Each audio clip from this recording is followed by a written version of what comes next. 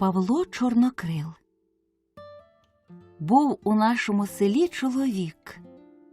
Чорнокрил Павло звали, а в його жінка Ганна. Обоє вони були сироти, побралися і жили собі двойко. Він був чоловік поважний і ходив усе понурою, а серцем був палкий навіки, немногомовний, а коли вже розговориться, то паше його кожне слово полум'ям. Був в себе чорнявий і хороший дуже. А вона молодесенька, люба та мила, з ясними очима, з веселим серцем, коло його, як пташенятко, звивається. Вдосвіта, раненько, вона вже прокинулася, вже робить і співає. Було й сусід порозбуджує своїм голосочком. Чуєш, було на світанню: «Устану раненько, умиюсь біленько». Слухаєш, а тут і сонечко сходить. Бувало, що той Павло похмурий таки сидить, а той словом її гірким зачепить. Вона терпеливодушна, ясна та весела. Він у чому помилиться, вона себе повинуватить. Він її скривдить, вона його перепрошує. «Ти в мене не жінка, було, Павло їй говорить, ти в мене дитина добра.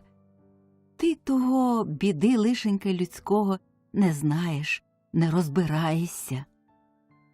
А тобі важко дуже?» Спитає, та близенько сяде коло його, дивиться так-то вже любо, так-то вже ласкаво жалує. «Мені важко, доля лихая, люди недобрі, вбожество гіркеє, мені важко. А якби і я з тобою журилася? Ні, моя ясочко, проживай веселою, як гляну я на тебе часом, то і сам розважуся. Тобі, бач, усе смішки та втішки, воно й краще. А коли б ще ти засумувала, бідна тоді голова моя. Важко самому журитись, а ще важче буде, коли й ти затужиш. А моя не сила розважити тоді. Хай Бог боронить. Проживай, моя ясочко, веселою». То й добре, откаже йому, всміхаючись. І жили вони собі, вже 3 роки побравшися. Тоді женився наш пан молодий і пойняв собі багату жінку. Везли за нею посагу, Господи світе, наче чумацька валка з Криму йшла. Наїхала за нею і хлопців, і дівчат кімнатних, і шевців, і кравців, і прачок, і швачок. У дворі панському, наче рій, вироївся людей. Почалися пири, бенкети, музика, танці, гуде будинок. Такеньки уся зима зимська перезимувалась. Дожидали пани якогось праздника собі. Сад прибирали, загадали чоловіків пригнати на ту садову роботу. Сад панський великий, у йому й хатиночки побудовані, у йому й бесідочки. Одна ще була така, що на версі, на даху, місяцеві роги стриміли. Не те, щоб цього треба, для чого було, ні до чого воно, а так-то вже, аби було. Звісно, пани, що хотять, те й роблять. Там і лавочки, і столички, і мраморяні пани, русалки, чи що? І жвавий хлопчик якийсь із луком та із стрілкою націлявся з-за рожевих кущів. От і клопоталися чоловіки у тому саду. Пісок возили, східці по згір'ю направляли та місточки через рівчаки ладили. Спішної треба було роботи, ото тамечка вони робили з раннього ранку до пізнього вечора. Саме тоді весна молода йшла. Вже вода став налетіла, і стали поскакувать щучки дрібненькі, а в рівчаку струмочок забурчав. Заворушивсь на дереві листочок, і червоненький усик попустив. Вже травичка стирчала з землі от теплої, вже бджола за обніжжю летіла гудучи. Велися між деревами якісь сиресенькі пташечки, малесечкі, з пищанням своїм веселим. Верба у жовтім пушку дименіла, а на вербі сорока смілива скреготала. Вже вечоріло та вечоріло. На селі вже гомін стишався. Люди йшли з панщини. Вертавсь і Павло додому. Ішов він садом панським і своїм возом порожнім, та про свою долю думав понуро. На весну вбогому чоловікові трудніше, запаси вже пожив, а новини ще не діждався. І думав він собі, в кого то хліба позичати, якому доброму чоловікові клонитись треба буде. А було тихо та тихо, тільки хрущі гули літаючи. Коли чується йому, наче хто сильне ридає неподалеку. Він зупинився, прислухався. Ридає, плаче хтось поза блигомими кущами. Він ті кущі потихеньку прогорнув, сидить дівчина на лавочці, попустила свої руки білі великій тузі. Росють дрібно сльози її обличчя молоде. Він дивиться та дивиться. І довго дивився без жадної думки, а так от, як от на світову зорю. Дивляться, що яка то гарна вона та ясная.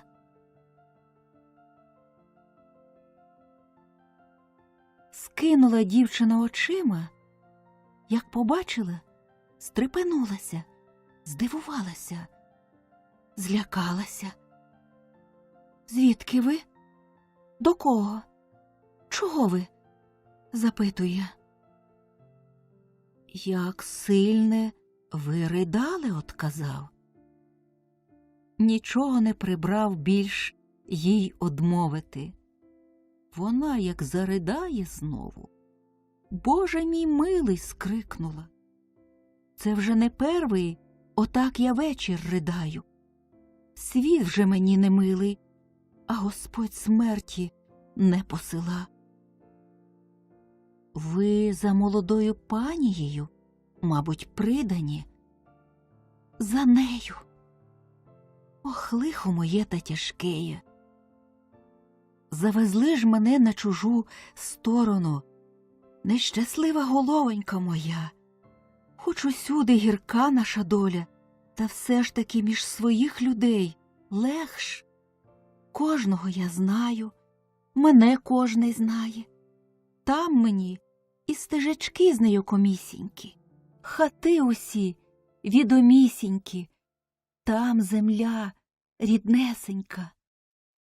А тут от, на чужині, так, як у темному лісі, так, як на морі, та так то вже плаче, жалкуючися, нарікаючи, такими то вже сльозами ревними.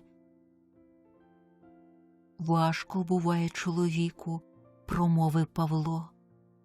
«О, як же важко! Мука живая! Вона усе сльозами вливалася, а він стояв та думав: нещаслива яка я, а молоде, хороше. А ви, питає дівчина крізь свої сльози, ви, мабуть, тут робите у саду? Робимо. Давно? Сьогодні уперше нас поставлено.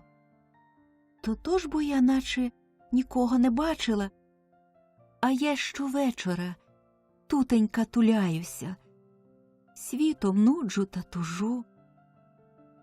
А довго вашої роботи буде? Та коли б в 2 тижні увібралось. Гостей дожидають пани. Чули. Тож бо для їх і стояти день при дні з ночі до ночі. Та озирнеться, округи темнісінько зовсім. Воза свого не бачить. Схаменувся тоді: бувайте здорові, промовив дівчині та хутко похопивсь. Отшукав воза на полянці, воли пасуться панським зіллячком викоханим. З'їхав на дорогу, тоді оглянеться назад. Нічого не забачив.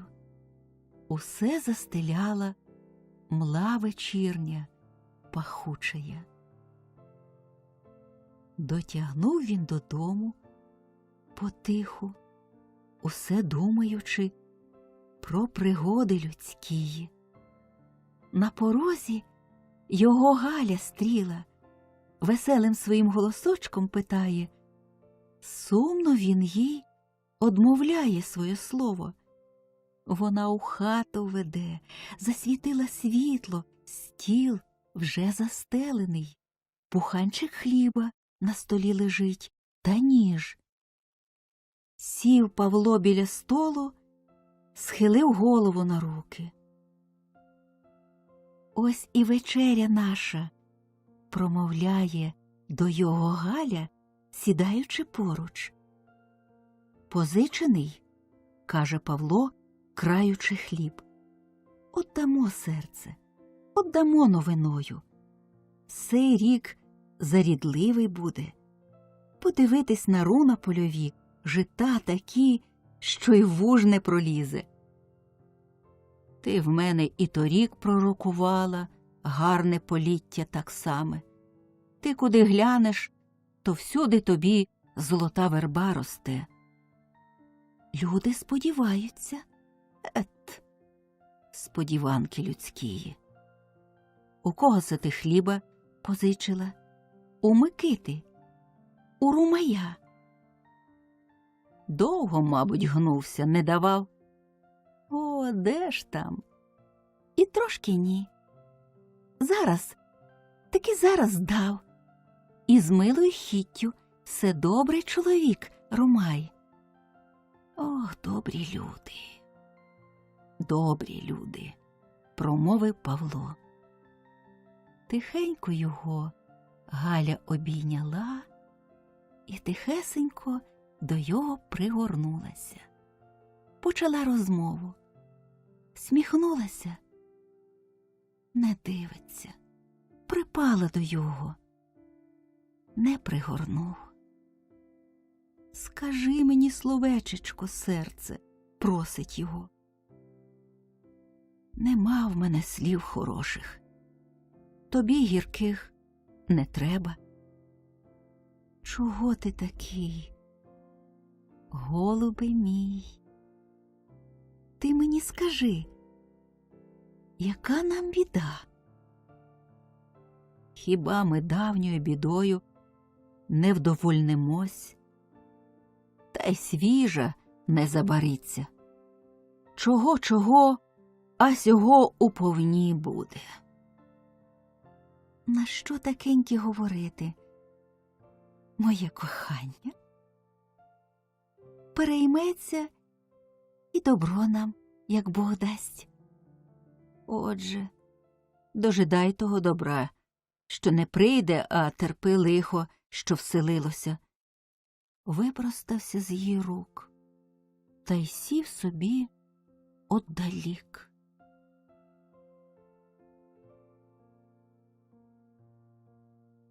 Кипіла в його душа, наболівши, наскорбівши. Невиносливо йому слухати було про сподіване добро, надію веселу. Миліш би йому було почути гіркої скарги, нарікання жалкеє. Рідніша б йому та душа була, що нидіє в самогризоті, весливіше те серце, що ворушиться од жалю гнівного та от туги важливої. Глянув він на Галю. Вона на його дивилась ясними очима своїми. Тихі сльози, одна по другій, бігли по обличчю, а уста все наче всміхалися. Не пожалував він її, а стало йому якось уразливо, негарно.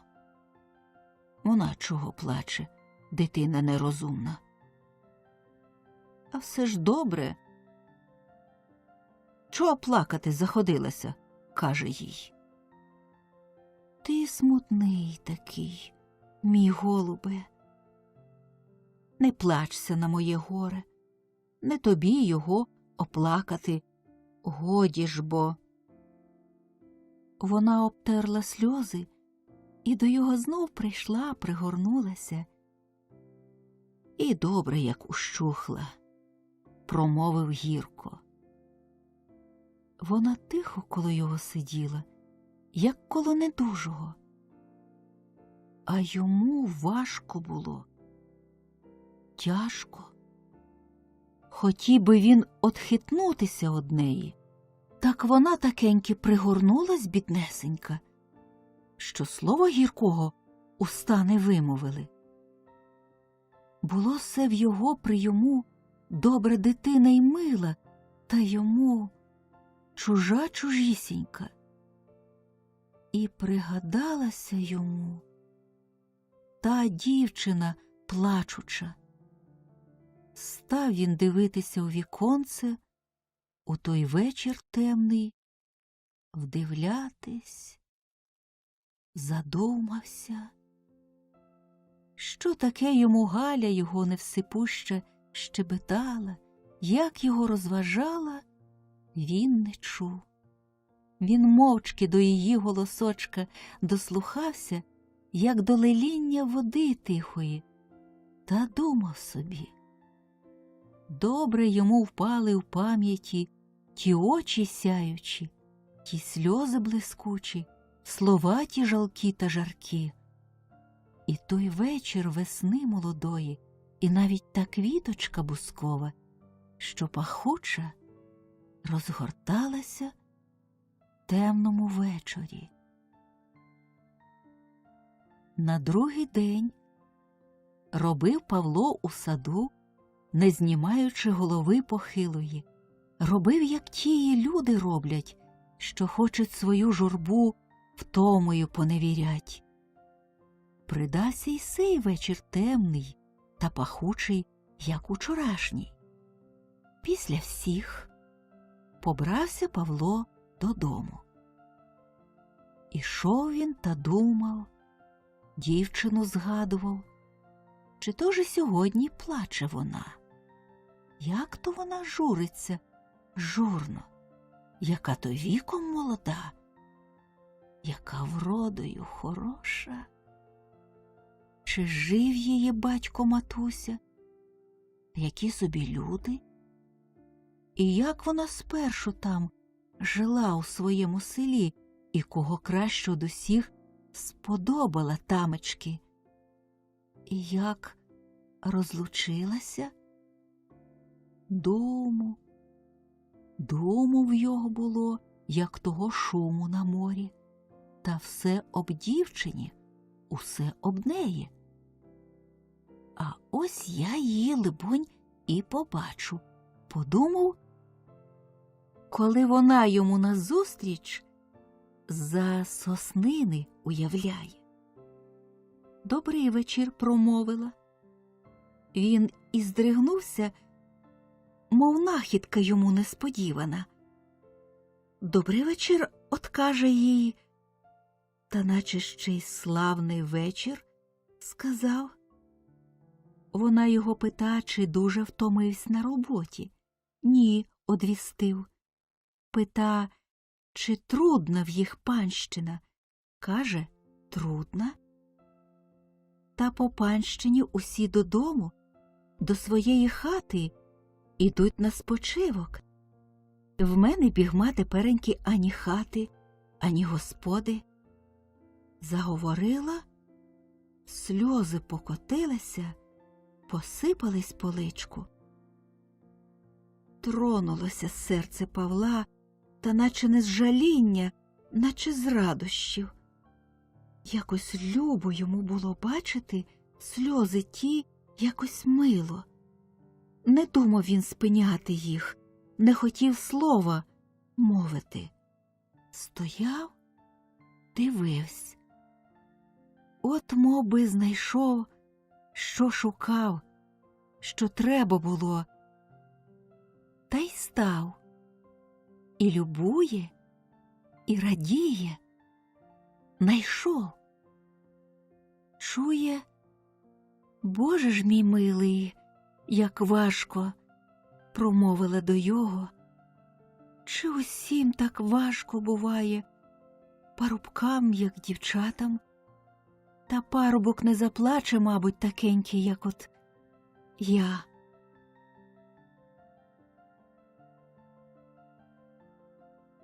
А Павлу чулося, що вже в самого око застила сльозою. От каже, чому? Кремезні люди славлють. Як вас зовуть? Спитала. Павло. А на прозвання? Чорнокрил. А мене зовуть Варкою. По батькові я Ленівна. Сумуєте ви дуже у нашій стороні, їй каже. Стиснула вона білими руками, влилася знов слізьми. Він неначе того й жадав. І змовк. Ходіть, промовляє вона крізь сльози, ходіть за мною, подивіться. Веде його на згірочок та й показує. Простягає руку вдалину, у присмерку, ледве на ледве, по степу росяному шлях мрівся. Се, каже, це шлях на мою сторону.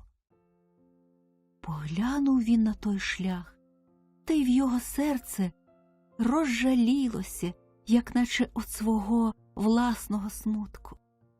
Стояли собі, забувшися, що час не стоїть. Вона питала, чи є в його мати, чи батько живий. Нема в мене ні батька, ні матері. Як і у мене, каже, і я сирота. Любо йому було те слово почути. Як же любо! Коли б родина була в його, сам би відцурався тоді. А жінка? А Галя його? І промигнула вона в його по душі, як холодний вітер. І вже ніяк не зміг він ані мислі одігнать, ані занедбать думки тієї, наче холодний вітер, кажу, віяв по душі з тією думкою. А дівчина пита, де його хата стоїть, які в його сусіди. Він розказав, де його хата стоїть, поіменував сусід своїх. Не наминув тільки про Галю. Йому все чогось здавалося, що ось-ось поспитає дівчина в його, а жінка ваша, і серце йому омирало. Півні заспівали по селі. Та вже пізненько, промовили обоє разом.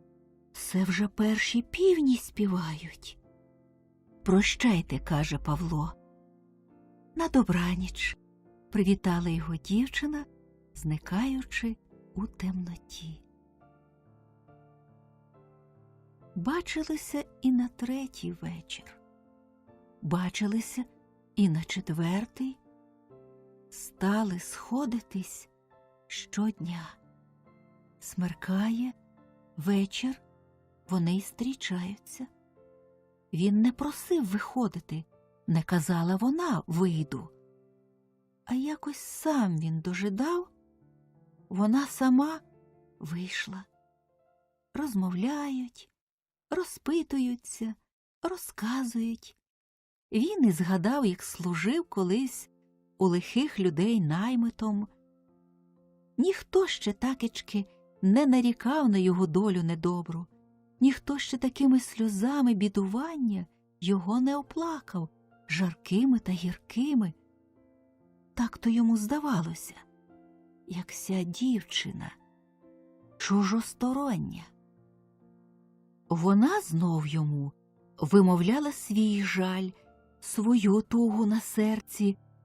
Як же жалував, як спочував, адже й на світі йому не було ще такої другої безщасної, такої любої дівчини. День по дню минає, вечір по вечорі, а вони собі усе сходяться та говорять, та усе лучше звичаюється. Скаржиться дівчина на тугу, а вже в самої серце дуже весело чогось стрепехається. Туга та й розпадається, наче. Жалує він її сльоз журливії, а ще лучше любує поглядом ласкавим. Спершу дожидали побачиться так, як дня сонячного, що його дожидає чоловік і радіє, одживіє, дождавшися. А далі вже стали дожидати з тугою пекучою, смутком нетерплячим, як кохання того дожидають. А вже ж покохалися. А ті любощі немощі, гірш вони над усі болещі у світі. Не одходить від їх ні жодна воріжка-знатниця. Вже й літечко красне розповнилося, цвіло, а Варка все ще не знала, що він жонатий. Чи то ж село маленьке, чи то ж усіх назнаться? А вона ж із двору панського не виходила.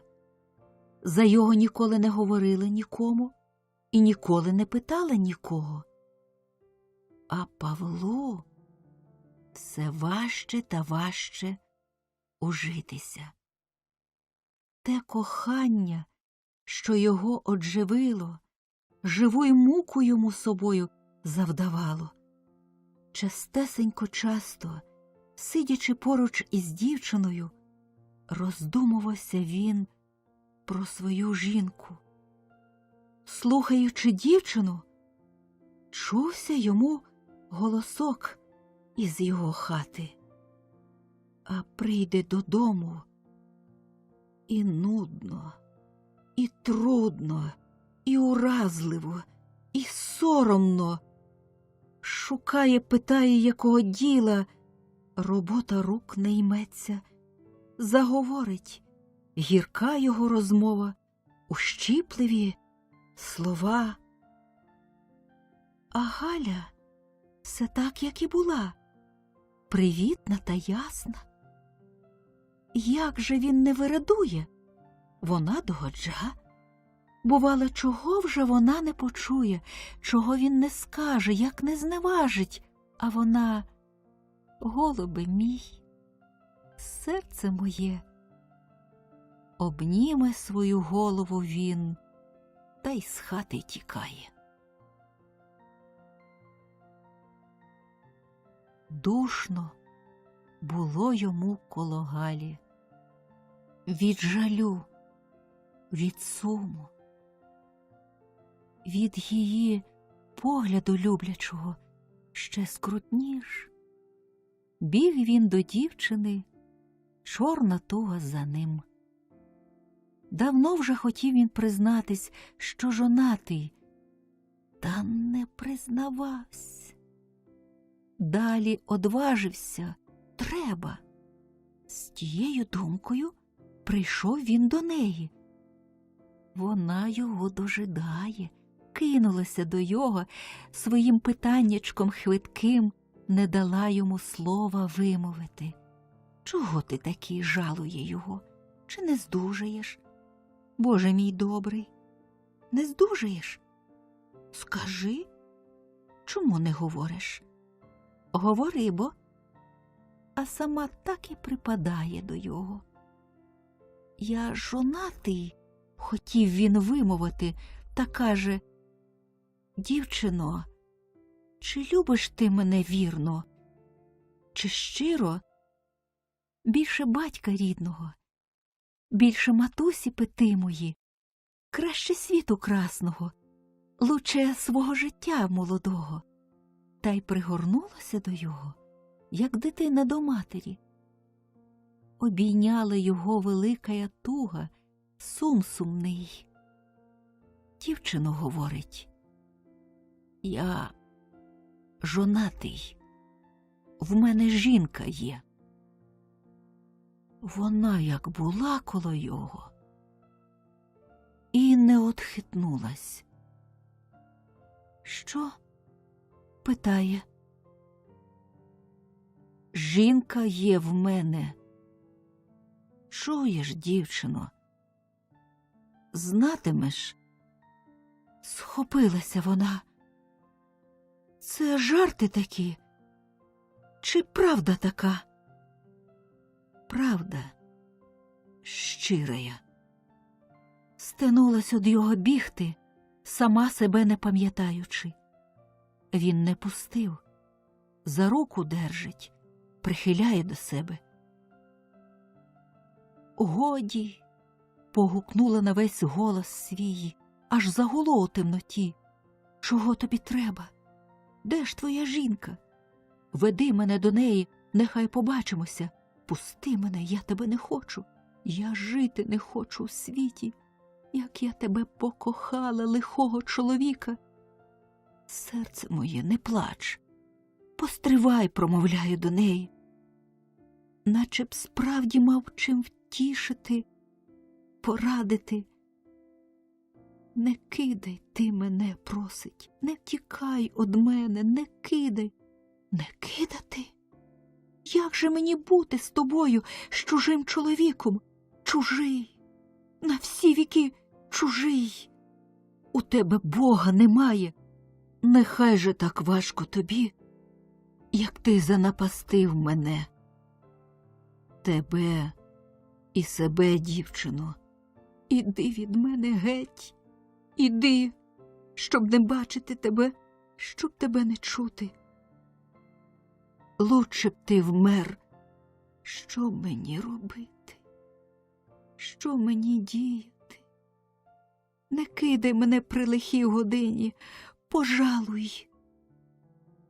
І обіймає його, і ридає, і благає. Не покину. Вже пізно нам розлучатись. Я тебе кохаю. Я тебе, поки життя мого, не покину. Сперву вже повівало лихо над тим коханням, а це прям пойняло, як вода.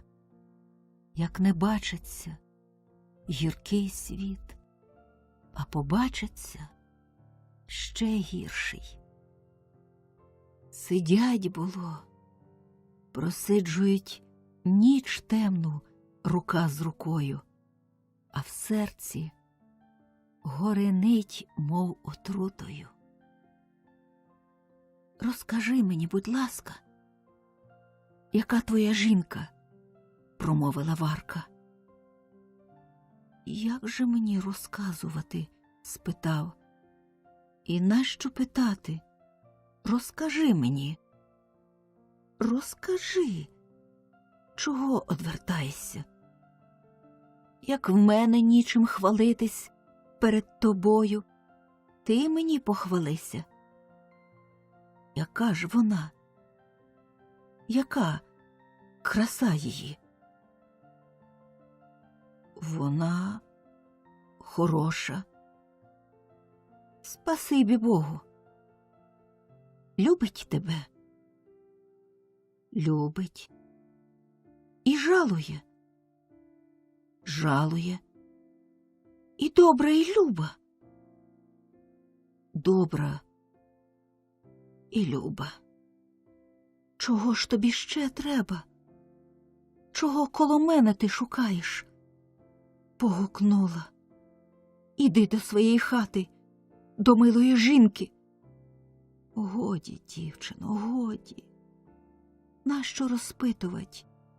Не так було б мені свою праву руку одрубати важко, як тую правду визнати, вимовити. Пожалуйте лучше моєї бідної голови. Вона вирвалась із його рук. Де ти з нею пізнався, пита? Тут, у селі. І дуже вподобав одразу? Вона мені до вподоби була. А за що ти мені муки завдаєш, дівчино? І хутко її посватав? У півроку. Мав час на роздуму.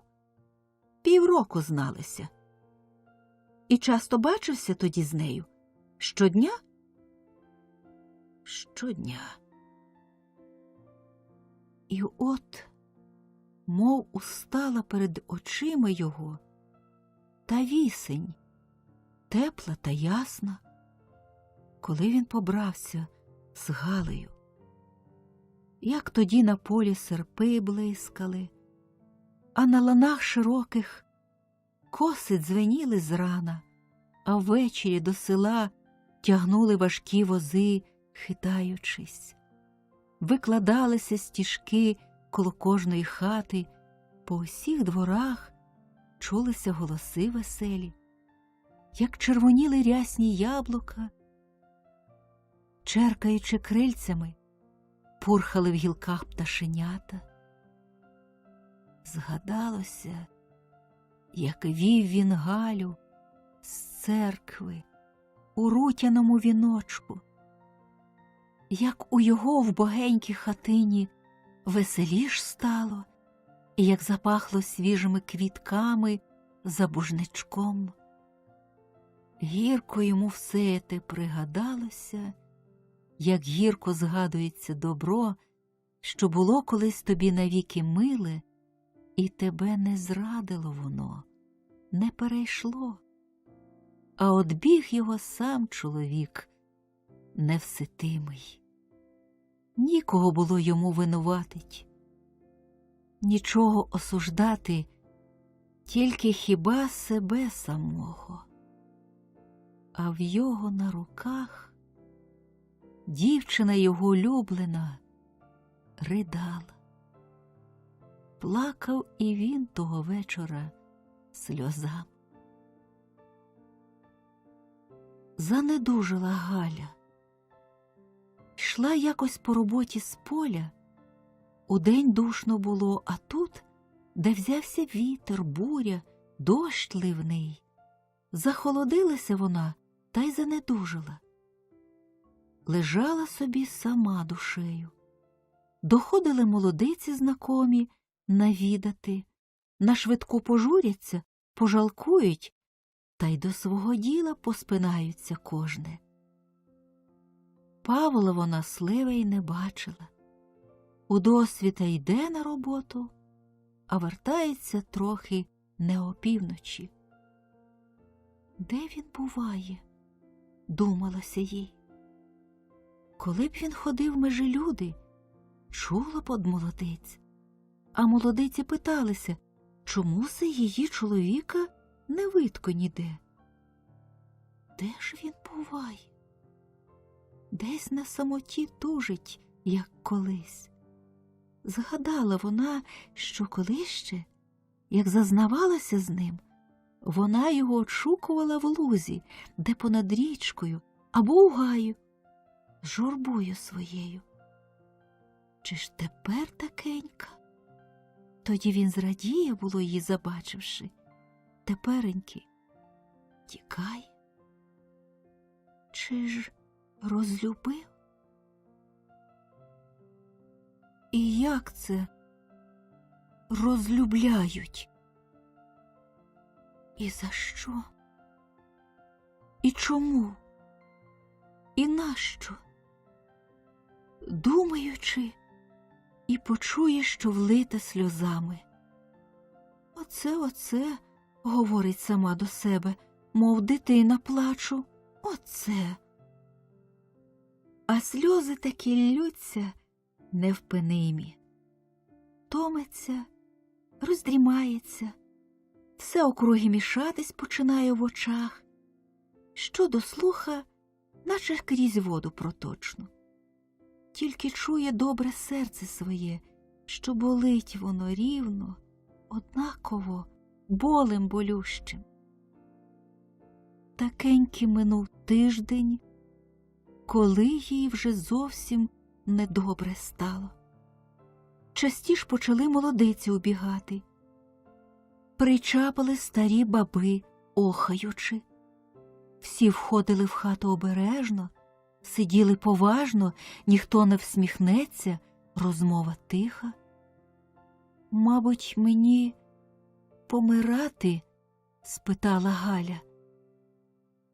«Смерть не виміча нікого, моя дитино», – отказала їй стара бабуся, зовсім же біла сама.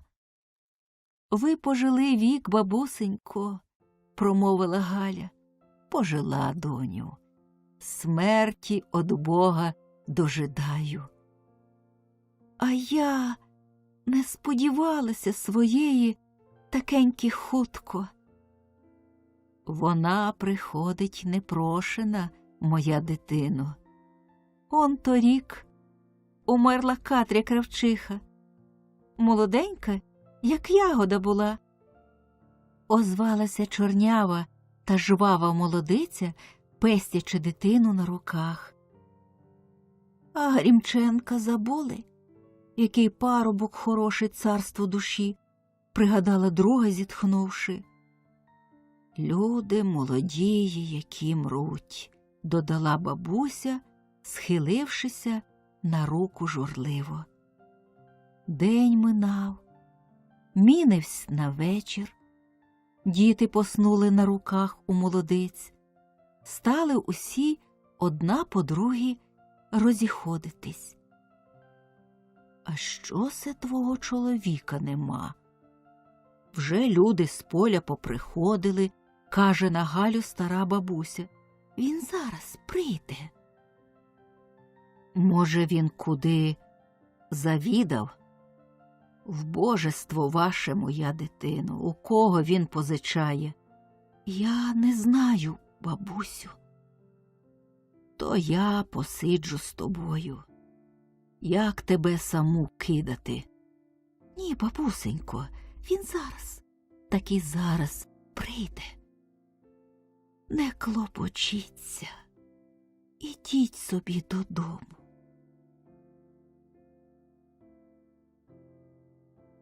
«Моя голубко, я при тобі побуду.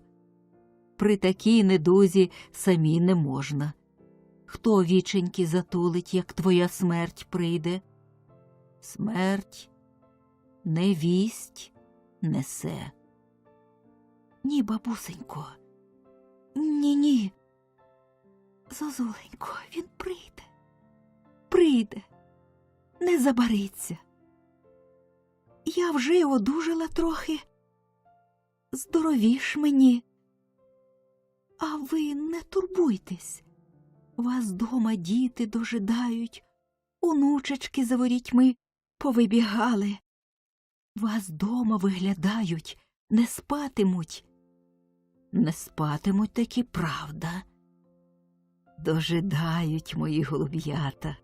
Оце як побачать, з ніг мене звалять, тая пустота.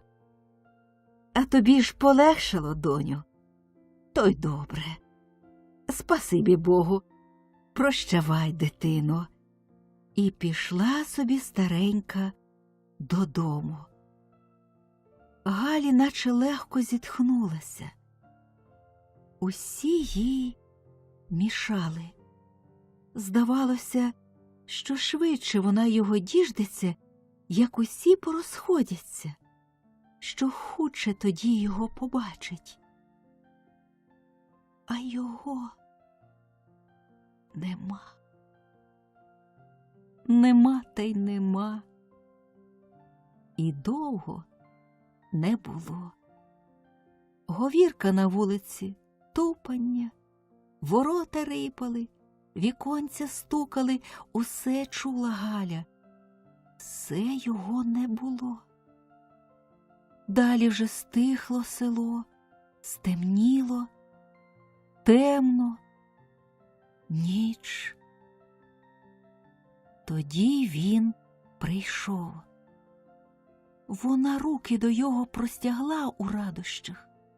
Павло, ходи сюди до мене, серце. Він до неї доступив і став. Схились до мене, підведи мене трохи. Він схилився, підвів її, слова не мовлячи.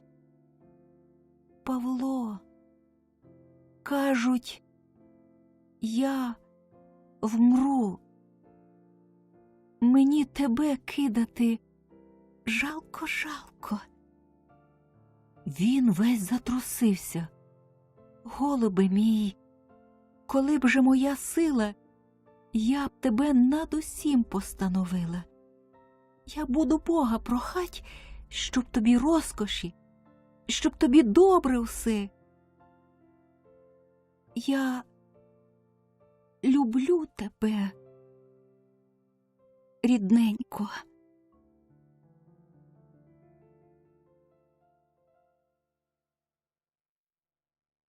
Взяв його острах, якийсь сумний. Здавалося йому, що сама смерть холодна коло його поруч, хотів бігти. Не зміг. Не зміг ухитнутись з її ручок замлілих. Щось вона ще говорила йому, та вже невиразно, нишком. Очі заплющилися, ручки опали. Він кинувся до віконця, отсунув, кинувся до дверей, відчинив. Дихнув важко глибоко з грудей. Озирнувся. Вона лежить, тільки дише.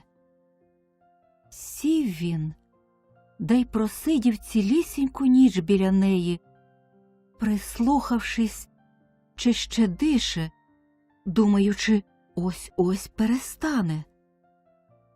На другий день Галі ще гірш, і третій, і четвертий.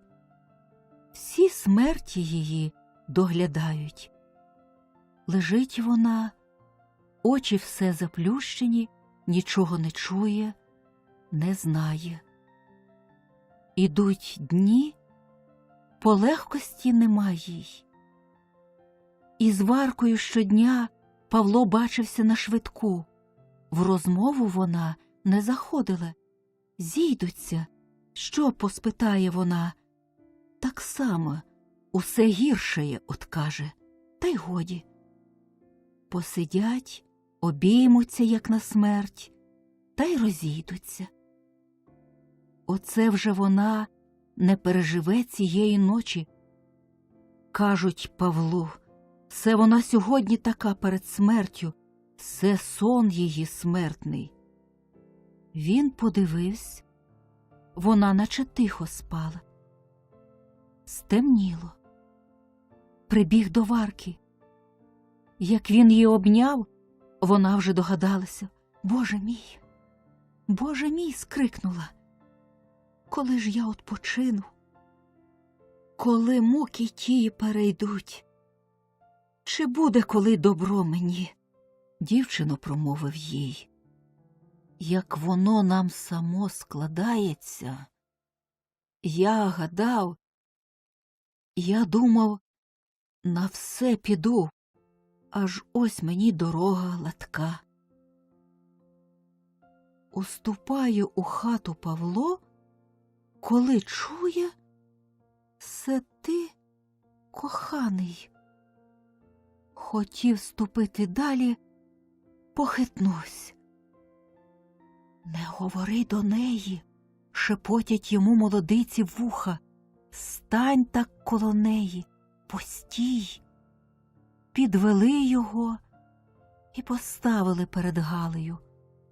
Вона, як вздріла, всміхнулася, дивилась на його поглядом своїм світлим, тихим. Все буває перед смертю, полегкість така, жебоніло поза плечима в Павла. На ніч зосталося молодиць 2. Галя незабаром знов спочила. Павло сів на лаві. Молодиці шепоталися довгенько собі, а там і поснули. Він без сну сидів усю ніч темну до білого світу. На панщину не пішов, в мене жінка присмертна, отпрохався тим. Під обідню добу Галя прокинулася, зараз покликала до себе Павла. Оце вже й легше мені, легко зовсім, голубе мій. Коли б ще в силу вбратись, усміхається до його. Поминув сей день, поминула ніч, молодиці дивують та радіють. Одужає Галя. У хаті загомоніли веселіш, не так вже побагато набігає одвідачів. Павло, не пивши, не ївши, сном очі не освіживши, сидів, дожидав. Вже 3 дні він Варки не бачив, не одходив од Галі. А воно молоде, то швидко і виходилося собі, оздоровіло, вже й у рум'янцях, і весела, тішиться тим, що він усе тут, невідхідно. Молодички нахожі його звичайненько на оздоровлення Галине вітають. Чує він і знову той голосочок веселенький у своїй хаті. Та по кожній хвилинці сам собі визнає, що вона живе, вона не вмирала, не вмре. І уростав з того визнаття гнів його на Галю, понімав його душу, начебто вона винна у тому була, начебто її воля вмирати чи жити. Оце вже я устану, мені вже зовсім добре, каже йому. Він дивився мовчки на неї. З мене же впрям ледащичка стала, а роботи такого є. Він до неї приступив та взяв її за плечі обома руками міцно. Ой, пусти, пусти, промовила. Як же бо ти кріпко, в мене в голові закрутилося. Він з якоюсь лихою втіхою дивився, що така ще вона вутленька, хиленька. Ой, який же бо ти дужий! Коли б ще трохи дужче, задушив би мене навіки. Удушив би, кажеш? А тож. Він споглянув ще на неї, вийшов, По дворі ходити став, думуючи, сумуючи, озираючись, начебто якого собі здобичу стеріг. Гукнула його Галя обідати. Чого се ти так задумався? Об чим се мислиш? А все думаю, хто кого посідає, сильний безсильного чи безсильний того? Ну, а вже ж, сильний безсильного. Чи правда ж сьому? Кажуть, як маєш у руці що драгленьке, то пустити мусиш. А схочеш, то й не пустиш. Хочеш, понівечиш і встережеш, як встерегти. Добре кажеш, Галю, правду кажеш. Засміявся, а там знову задумався. Вже смеркало на дворі, вечір хмарний наближався. Здалека грім вигримляв, вітер гнав бурею. Друже мій, чого все думаєш? Скажи мені. Знов Галя озвалася до його. Що дужиш од усього на світі? А нема над кохання, промовила, горнучись до нього. Добре кажеш, Галю, правду кажеш. Так їй знов одказує і знов засміявся. Щось грюкнуло так по хаті, що аж шибки забрящали. Галя вжахнулась. Що це таке? Хто це так стукає, Господи? Наче хату обворушило. Здригнувся й Павло. Отсунув віконце, у тьмі щось мріло, кидаючись, бігаючи, наче з землі хапало збирало. Все так щось, каже Галі. Може, ворітьми вітер. Ні-ні, піди ти, подивись, друже мій, що це таке? Я бачу, що нічого нема. Оце як я налякалася. Відчинила двері, вітер, як дмухне, аж засвистів. Вона випустила двері з рук. Куди ти? спитав Павло. Не ходи. Я хотіла до відничка у сіни. Води унести у хату. Я сам внесу. Не ходи.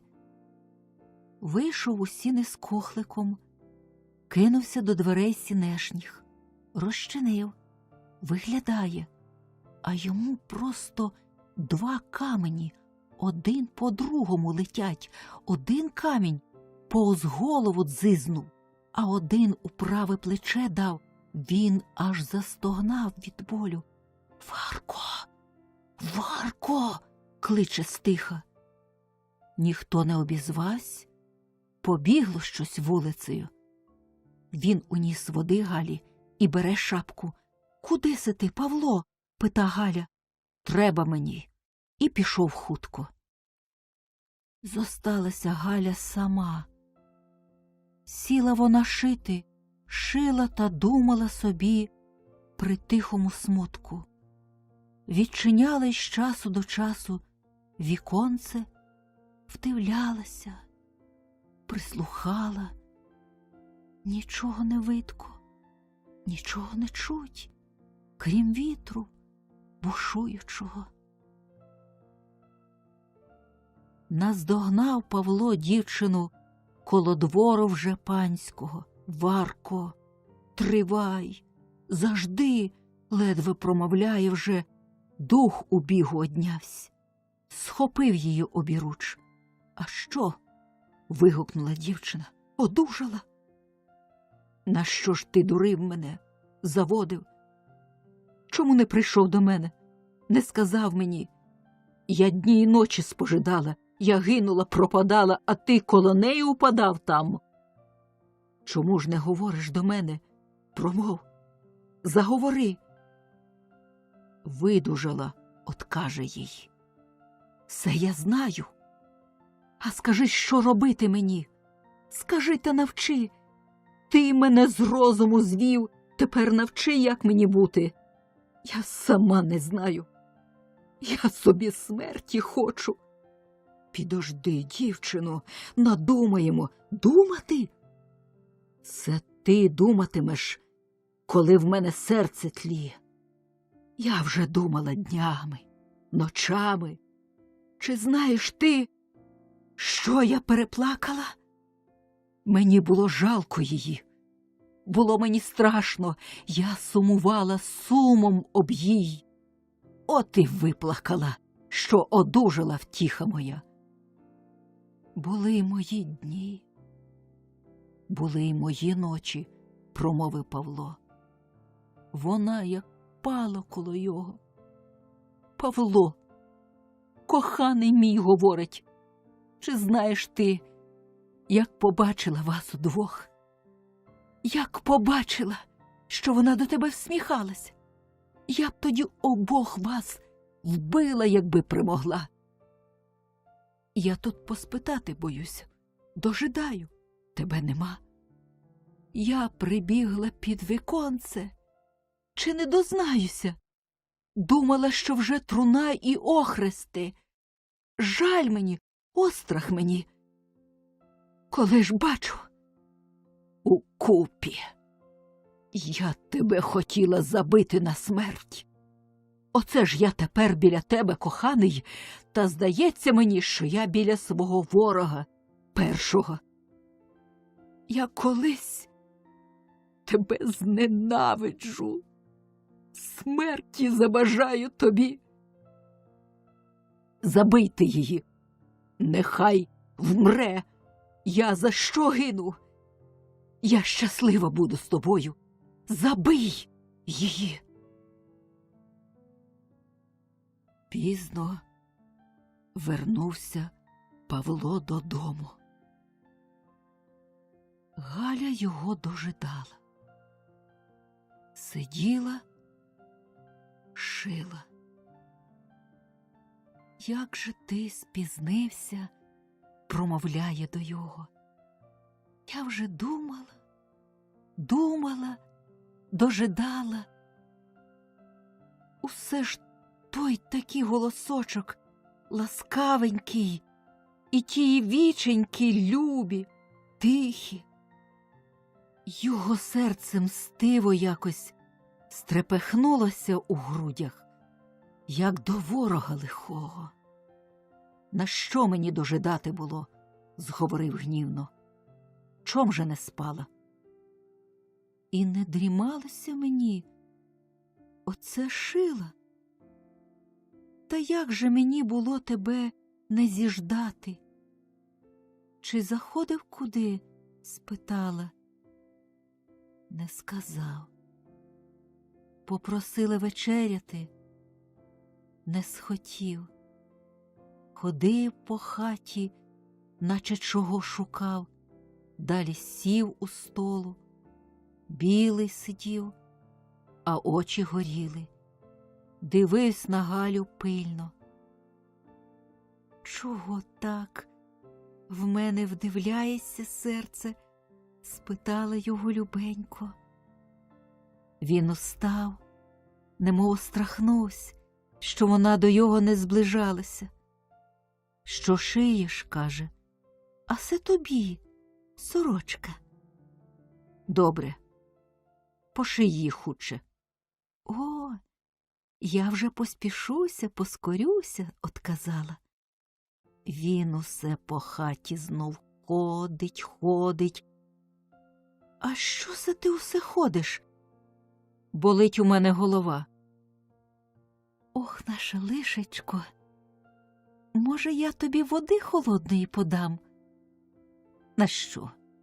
Само минеться. Переболить та й годі. Адже ж ти кажеш, що усе зле минається. Усяке лихо. Казала чи ні? А як же не казала? Казала. І все ще добра сподіваєшся й досі. Сподіваюся, мій голубе. А як іще погіршає?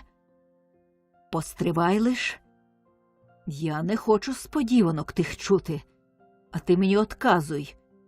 Я питаю тебе, як усе гірш буде. Що тобі, моє кохання? Чого ти питаєш так мене? Ти мені одмовляй, як буде гірше. Терпітиму, каже, дивлячись на його обличчя збіліле, хмуре, із жалем та неспокоєм. Терпітимеш? Вимовив гірко. Ти скажи, тобі, мабуть, здається, солодко терпіти? Легко? На голову здорову чи що? Тяженько терпіти, та я з тобою забуваю, що воно важко, і не чую того, їже Богу моєму. Дякувать тобі, гукнув, дякувать. Що тобі, Павло? Спитала вона, жалуючи його голоском своїм тихим. Нічого, ший собі, ший. А тобі не бажалося ніколи кращої долі, життя веселішого, Галю? А я, мій друже, я ніколи не мислила, не гадала об тому. Яке ж мені життя інше, яка друга доля, як не з тобою, не при тобі? Це найлюбіше? То й не жадаєш собі нічого у світі. Маєш добра усякого досхочу, нічого собі не жадаєш. Коли б ти спокійніший та веселіший став, того я жадаю, коханий. Лучше ти мені смерті попроси, її вивіщуй, жалібнице моя. Борони, мати Божа!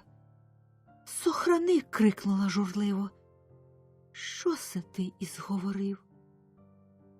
А вмирати? Чи воно не гарно? Тобі десь не хочеться помирати? Не хочу вмирати, одмовила. Чому не хочеш? Як се ти питаєш, Павло? Тебе покинути, і світ красний, і я молода. Та як тебе покинути? Як не дуже лежала я, та об всьому подумала, Господи світе, як жалко стало. Я не хочу тебе кидати. Я не хочу вмирати. А як вмреш? Я вже здужаю, я молода, я Бога проситиму, щоб у світі жити з тобою. Спасибі, спасибі, глухо їй промовив, сам усе по хаті ходячи, усе чогось шукаючи, по всіх кутках заглядаючи. Чого ти шукаєш? Пита Галя. Нічого. Ший мою сорочку. Поспішайся. Та шию ж. Чого це так тобі треба, сорочки тії? Обнови заманулось. Вона озирнулась на його з усміхом. Та як глянула, пустила і шитво з рук. Такий він стояв у неї за плечима, як з того світу. Що тобі? Схопилася, скричала. Що мені? Нічого одказав, придержавши її рукою міцною. Голова болить. Ший. Вже, мабуть, пізно дуже. Ні, ще не пізно. а сам дивиться їй в обличчя, у вічі, які ж тихі, які люблячі. Почала знов Галя шити. Павло на ході узяв сокиру, що з-під лави насталюванням блищала. Знов зайшов от покуття перед Галині очі, знов на її дивиться пильно. Вона підняла от шитва голівоньку, глянула любо, всміхнулася. Він увесь затрепетавсь, став ходити, носячи сокиру, ховаючи. «Ший, ший», промовля Галі. «А я шию, коханий». Зайшов він от полу, та з-за плечей як ударив її по голівці сокирою, ручкою. Тільки блисканула сокира, улучивши їй у голівоньку, а вона й не скричала. Тільки зітхнула тихо, скотилася з лавки, як сиділа, з тими шитками у ручках збілілих.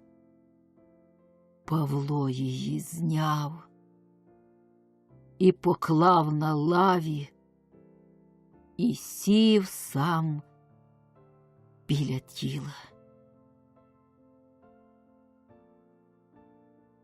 Ніч ішла. Хмари розривалися, зорі блищали. Світло у хаті світилося. Він сидів біля тіла, дивився у личко, біліло і мертвіло. Схилився до серця, не чулося, брав за праву, брав за ліву ручку. Вона лежала мертва та холодна. Тоді він пішов, замкнув хату за собою. Ніч після дощу свіжа була, тепла.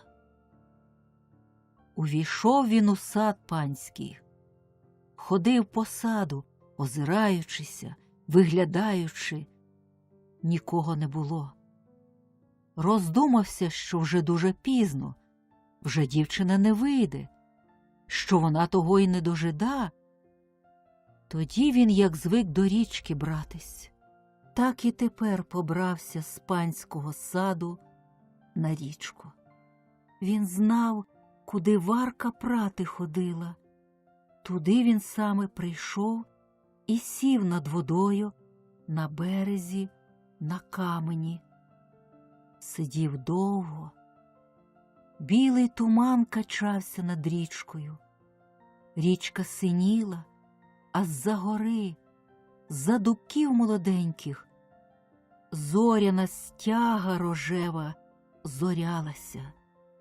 Він устав, прислухався, дивився по сторонах усіх, та все одно думав, коли ж вона прийде, коли вона буде.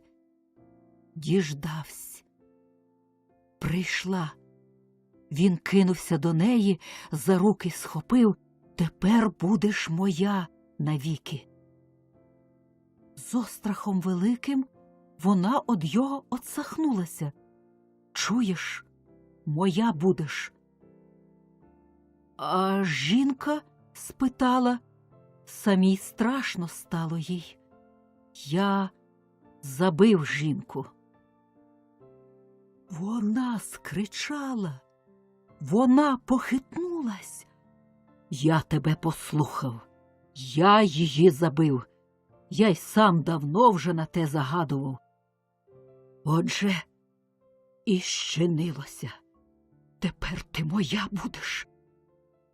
Ніхто не розлучить, ніхто не стоїть на перешкоді.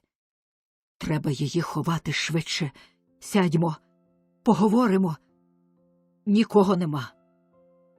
Сіла вона коло його на камені. Він до неї говорив, як чоловік при добрім змислі, розсудливо, при тямій пам'яті. Дивилась вона на його, слухала, та як листочок тонесенький трусилася. Стала вона плакати. Він жалувать, вмовлять. Вона сліз своїх не впиняла, розлибалася. Хотіла, щоб він не вгавав умовою, щоб її розважив, стишив. Ох, в голові мені мішається, промовляла, я вже не можу. Є такі люди, що невиносливі їм лихі муки, справжнє горе. Поступають вони на все у світі, щоб тому лиху своєму запобігти. І як вже нема чим, то й смерть їм лучше, ніж біда. Такі легкодухі, що в радощах та розкошах немає над їх, а в притузі вони, як трава, полягають. Така була й Варка. Довела вже до краю, та сама не встояла дівчина.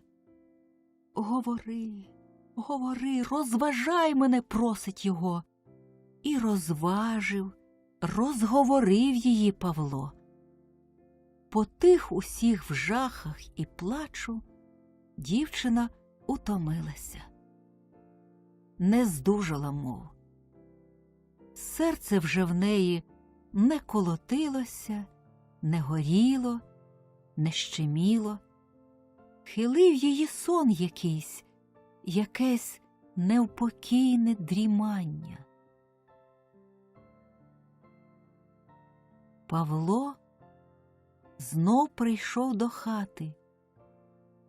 Пильно на мертву подивився і сів у столу. Було ще рано. Він то сидів, до у віконце виглядав.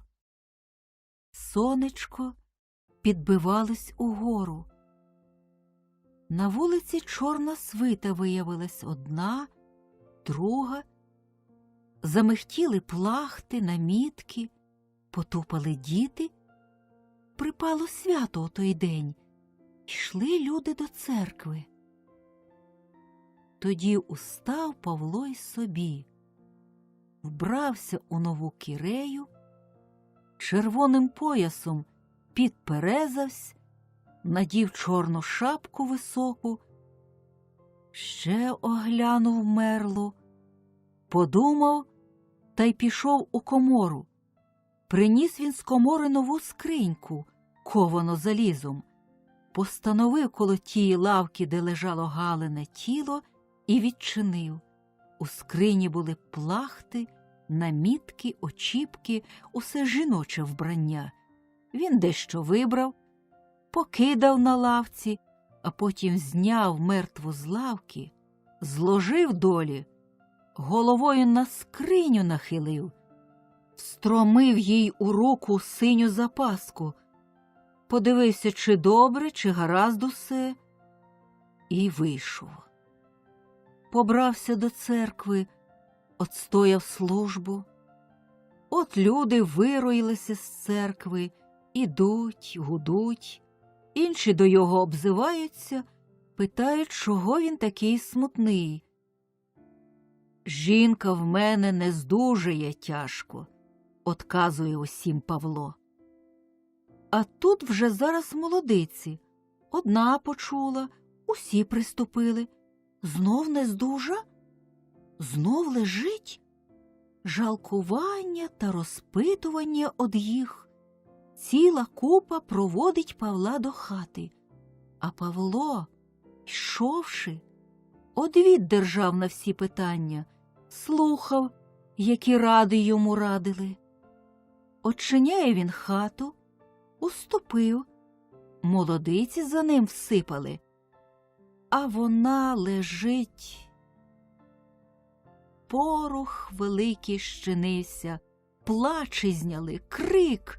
Узяли Галю, поклали на лавці і зливали водою. Далі на руках сказали: мертва.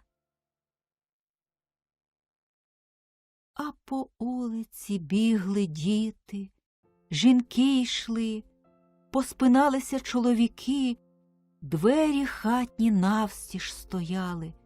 Отходило й приходило до хати хто хотів. Молодиці небіжчицю убрали. Павло сидів на полу. Попліч сиділа коло його стара бабуся. Розважала Павла. Сама зітхаючи, з другого боку сидів чоловік, мовчки округи поглядаючи. Хата усе виповнялася людьми, що надходили. Дивилися усі на покійницю. Лежала вона, сказав би, спала, коли б не така біла смертно. Дивилася на ту смужку чорну уподовж височка. Перші молодиці розказували, як зайшли вони з Павлом і показували скриньку, на яку вбилася. Павло слухав. До його тулились з мовою, заходили з питанням. Інші його, Павла, жалкували, що зостався самотній, от як сирота, що вже не нажити йому другої такої дружини. Інші мовляли: не журиться, не вернеш.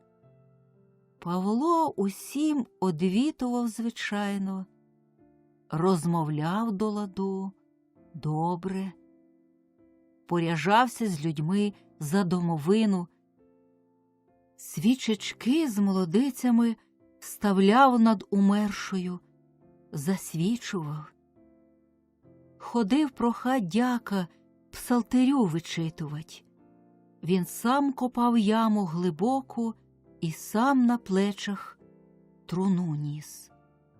Приходили люди до його, вітав, розмова йшла, озивався. Темна ніч наступала, на спочивок ішов. Червоніло на світання, уставав. Він, як під землею йшов, аби на світ вибратись. Так в його одна думка була тоді — Галю поховати. Отже, і поховали Галю, і чорну над нею могилу висипали. Вечір зимовий, зоряний. По небу кілька білих хмарок снігових набучавіло. Носиться сніг, то запорошить, то перейде, то знов запорошить і знов перейде. Тихо усюди, біло, морозно. Отдалеки блимає огник на селі з двох оболонок. То в одній хаті світиться на досвідках. Коло панського саду Павло давненько дожидає. Озираючись жахливо, вибігла його дівчина. «Я на сю неділю старостів слатиму, Варко», – промовля Павло первим словом. «Завжди, завжди пори. Люди судитимуть. Не свого часу. Нехай забудуться. Нехай забудемося й ми трохи». «А ти забуваєш?» «Я не хочу нагадувати. Я розважаюся якомога». «Ні, Варко, я ждати не буду. Не хочу. У неділю старости від мене будуть». Завжди просить. Погадай, зажди ще трохи. Що ж, докіль ти думатимеш? Доки розважатимешся? Треба тобі знати, що в мене розваги нема і забуття нема. Та годі би вже, годі. Нехай так буде, як сам ти знаєш. Замовкли. Стоять. Він у мислях сурумих, вона в боязких. Павло, ти свою хату не поваруєшся спродати? Ми собі нову купимо, каже дівчина. Добре, подає отказ Павло. Ти попитай людей нишком. Може, хто з селян спродає свою, чуєш, розпитаєшся? Добре, одмовляє тим таки словом і знову. Поміж другими хатами у селі стояла собі хатка престаренька, похиленька, та жив там у їй веселий, бравий чоловік Лукаш Каролець із жінкою. Жили вони собі у согласці і нічим не журились, ні вбожеством своїм, ні так бідою, що люди часом самі собі зіб'ють, або й із боку прийде. Він поневіряв усяке лихо словом веселим, вона розсудливим. Нема хліба, бувало, того не помалу. То Лукаш і каже: а що, жінко, нема хліба? Нема, чоловіче. А в тебе нема копієчки про смерть? Нема й про смерть. То розійдеться, а нема, то обійдеться. А вже ж, як нема де взяти, то нема, обійдеться. Хіба зажуримось? А що по журінню? Не що воно порадить, не лад і журитись. Хіба людей попросимо? Убогі не мають самі, а заможні скривляться. Не впада і людей прохать. Так води напиємось. Все можна. Спити водички. То й напиємося собі на здоров'ячко. Так вони і жили собі, своєї біди не спотворюючи. Та такі ж то обоє рум'яні та повновиді, коли б ви бачили, завсіди в їх для кожного слово привітне, жваве, погляд веселий. Він ходив старостою по весіллях у добрих людей, а вона сважкою запрошалася. Увійшов Павло у їх хату. Лукаш сидів на печі, точив веретено, а жінка коло вікна шила. Жваво та весело розмова у їх йшла. «Милості просимо, садовіться», – вітає Лукашиха Павла. «Вашої милості просимо», – крикнув Лукаш із печі. «Яка доля добра до нас занесла? Сідайте ж. От як бачите, в нас любо та мило, і бити нікого, і взяти нічого». Павло сів. «Я до вас, дядьку, – каже Лукашеві, – я до вас діло маю». «Вже я довіжуюся, прочуваю, добродію мій. Якесь хороше та веселе діло маємо?» «Хочу оженитись. Прошу вас за старосту, коли ваша ласка». «Добре, братіку, добре. Кого ж сватати?» «Варку Ленівну». «Оце, дружбо! А де ж вона така? Я не знаю. Хоч таки добре у цікавого вдався, з панського двору». «Еге, це заїжджа, пташка залітна». «Я її знаю», – озвалася Лукашиха. «Їй хоч би за гетьмана, то не страшно.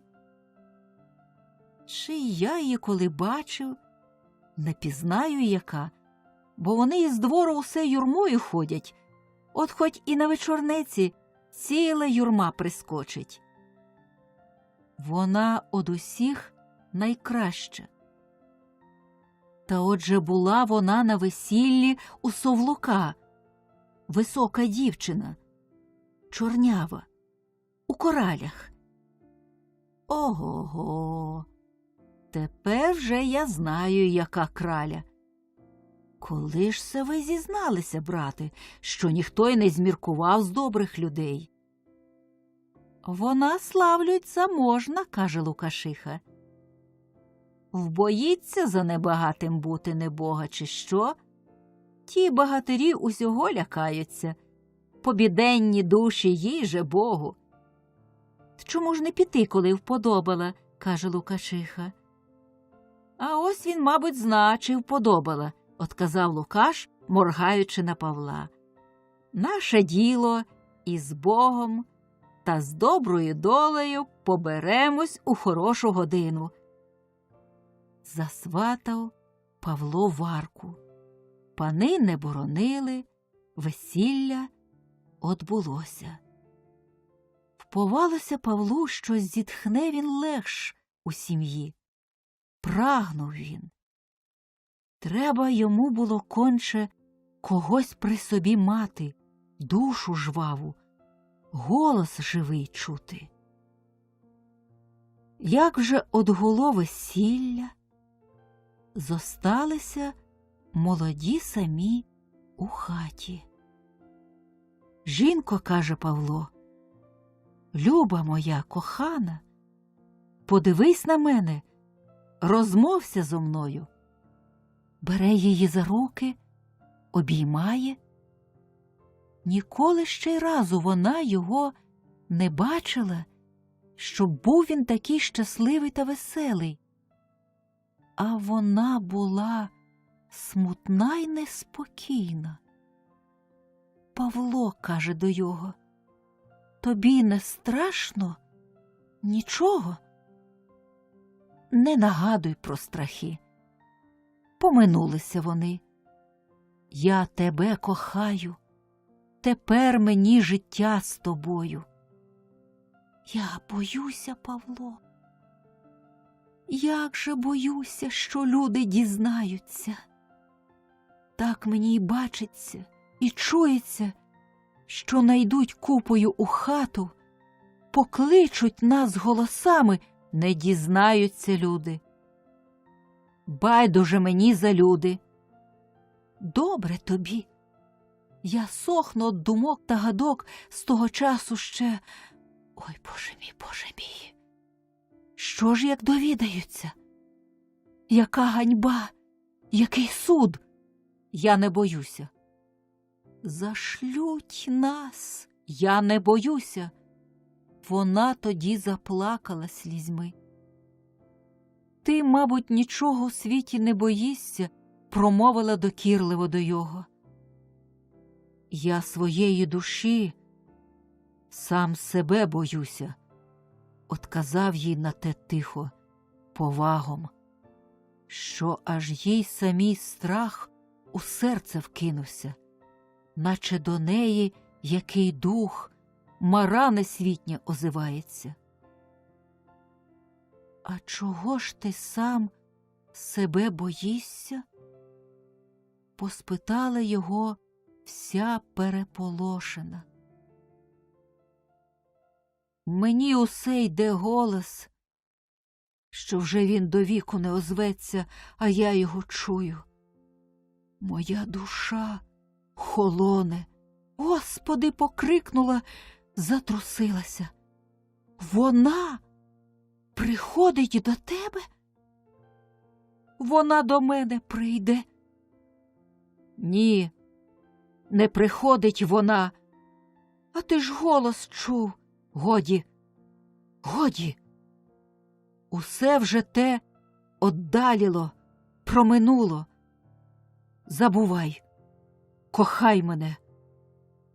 Вона й рада розважитись, радніше забути. Поки із ним прийому, то й нічого. Очі світ бачать, а зостанеться сама боязко та лихо їй. Вийде між люди, здається, що на неї дивляться усі пильно, що про неї говорять усі, і стоїть вона, наче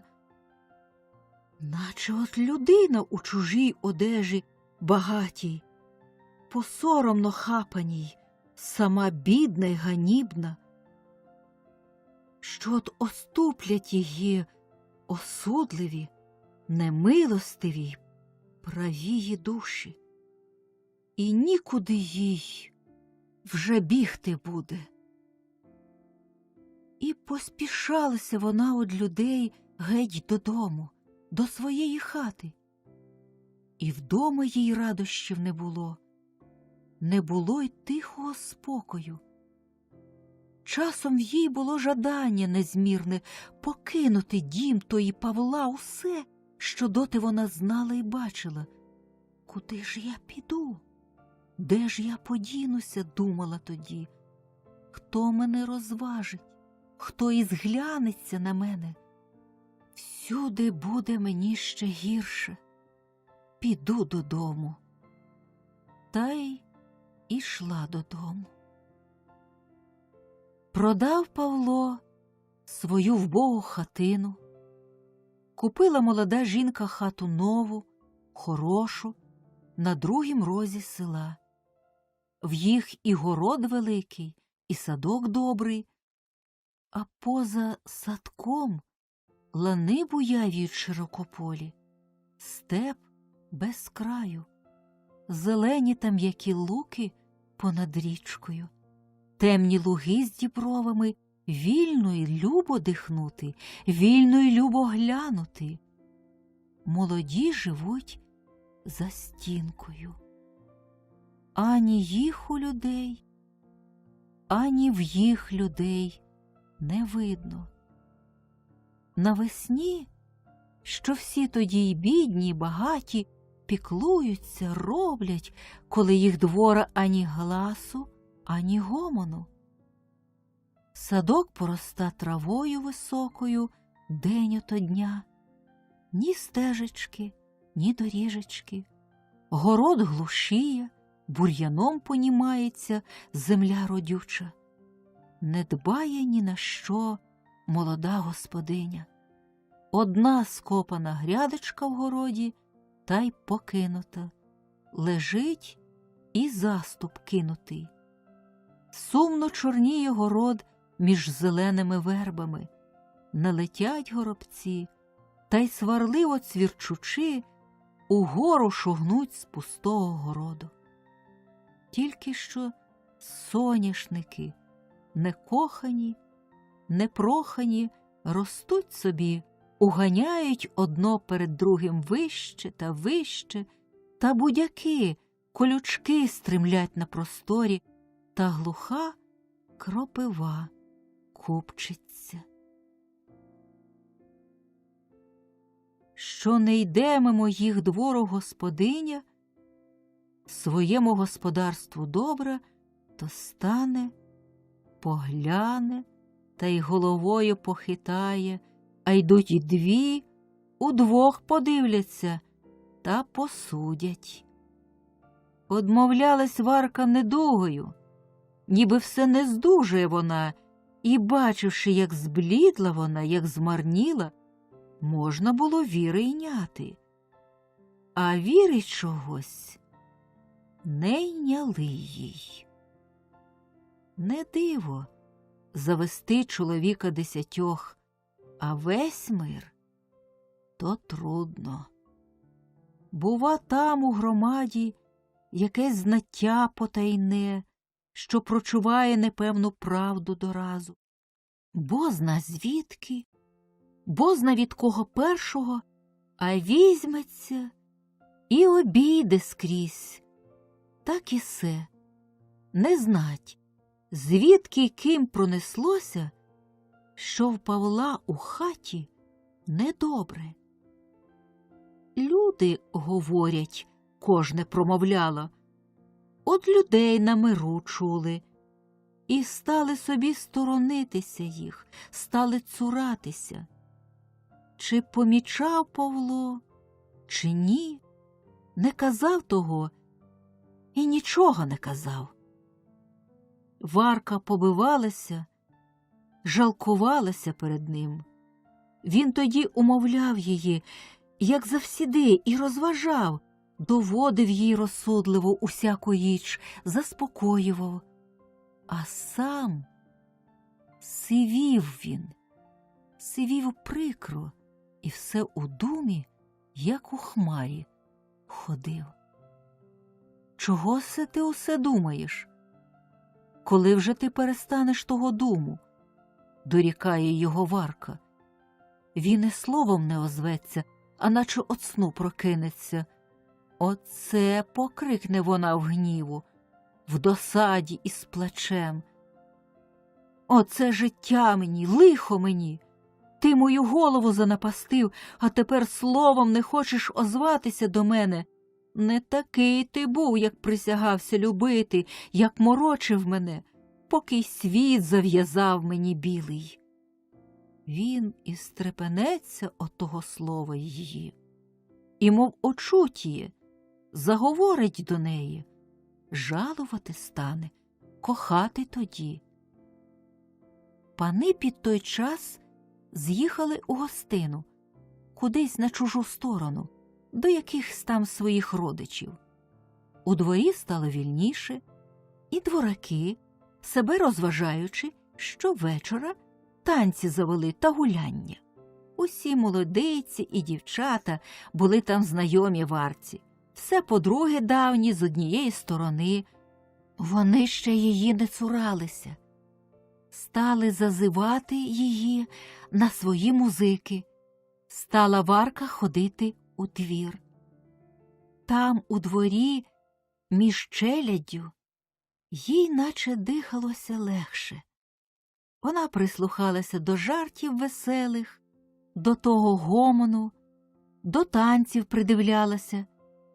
І сама у танець ішла іноді, і забувалося часом їй усе, що душу давило, і сміялася вона з іншими, і мову знаходила. Все на спокій, на спочивок йшло по музиках.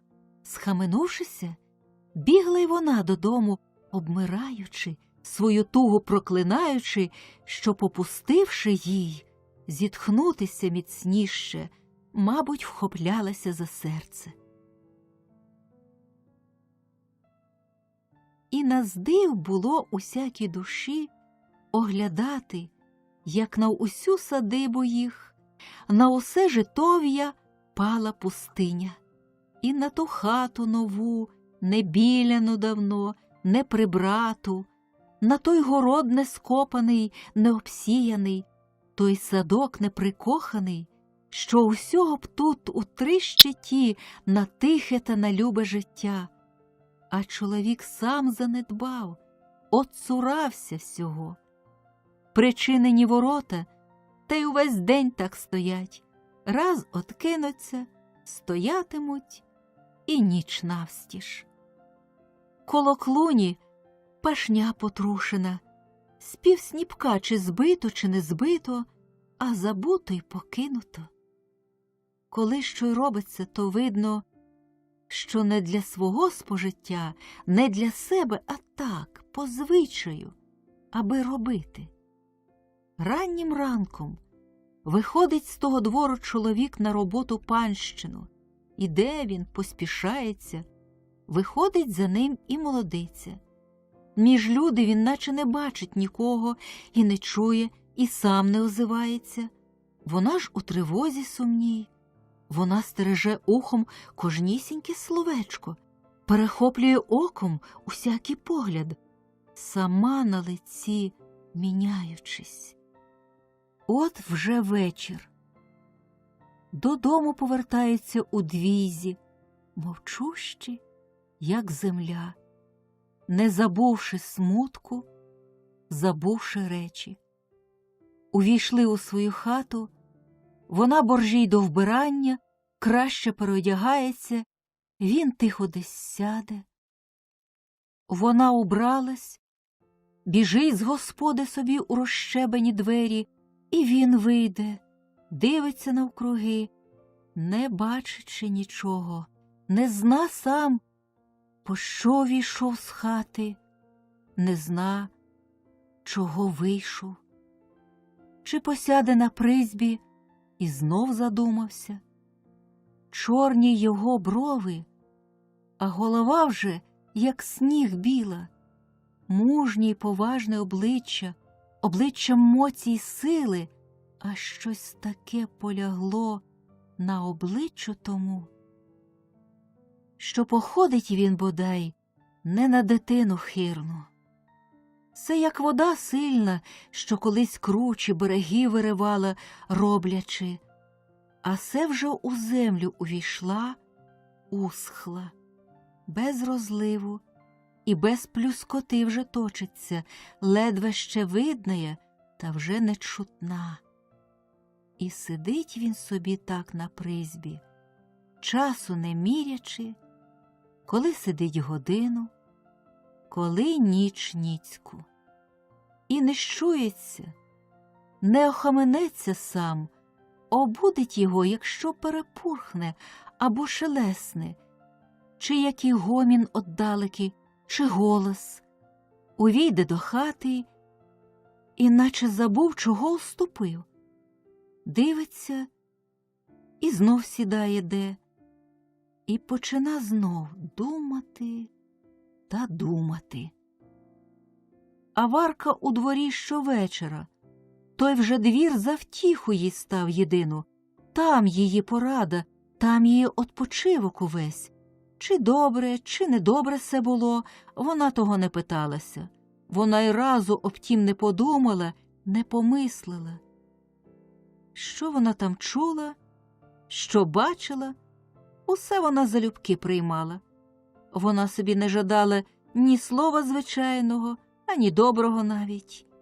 Їй тільки у жадобу було людські голоси чути, щоб глушили мислі її лихі, і таке, що за колишніх часів живим би її вразом вразило. Тепер таке її тішило, і сміялася вона на одвіт. Їй не зачувалось, що вона йде усе нижче та нижче.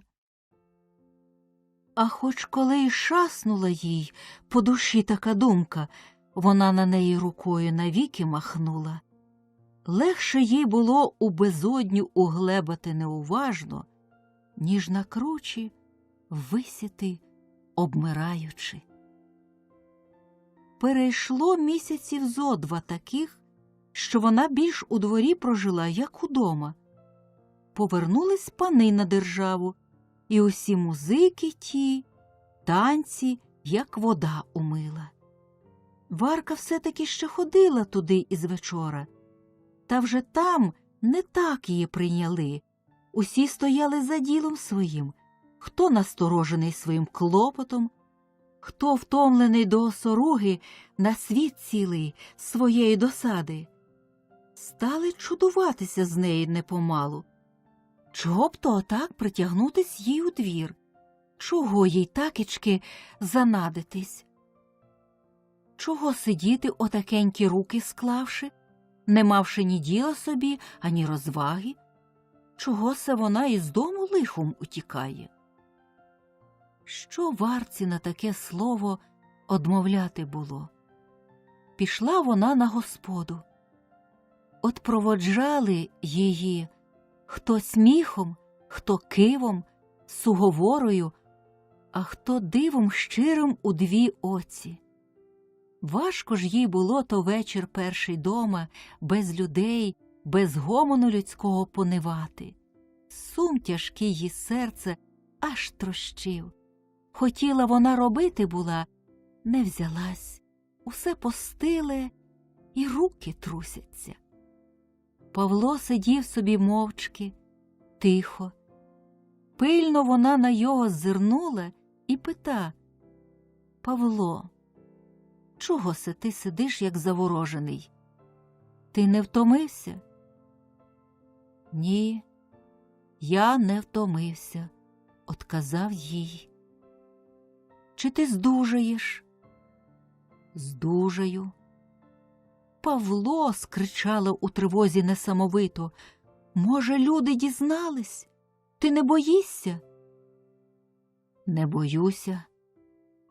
Вона у куток закуталась, очі заплющила, болем їй голова боліла, у стук серце стукало. Недовго ж засиділась, знов схопилася до Павла. «Кажи мені слово, слухай бо, ти не здужаєш, не здужаєш, боїшся». «Не здужаю, боюся», – отказав так само без уваги, як перше. Вона побивалася перед ним, вона ридала. Він дивився, як дивляться на те, на що нема вже ради. Вона йому дорікала, вона його кляла, проклинала. Він чув, мабуть, і розумів. До серця ж те все не доходило йому.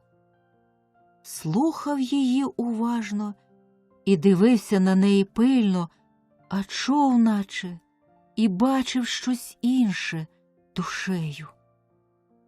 До світу плач її по хаті, до світу каяння й допріки. Тоді вже вона сном знемоглася, а йому все сну не було. Він сидів так і перед світом, як і звечора, поки аж день забілів. На панщину пішов. Страшне життя почалося варці. Нікуди на сторони одбавитись і нічим лиха втушить. І він, що на його сподівалася, що уповала, він став тихий та плохий, як сирітська дитина непорятована.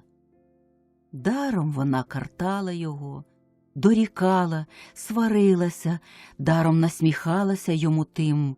Він слухав і одмовляв, наче б так, про кого говорилося, невісного, невідомого, що все однаковісінько йому, чи так, чи, може, ін'як. Нащо ж ти вбив її? Нащо, коли так гинеш за нею? Погукнула на його Варка. Він увесь затрусився і сльозами влився. Плакав дуже, плакав сильне, як дівча молодесеньке. Варка і злякалась сліз тих більше усього на світі. В неї серце упало, гнів розпався увесь. Острах душу пойняв.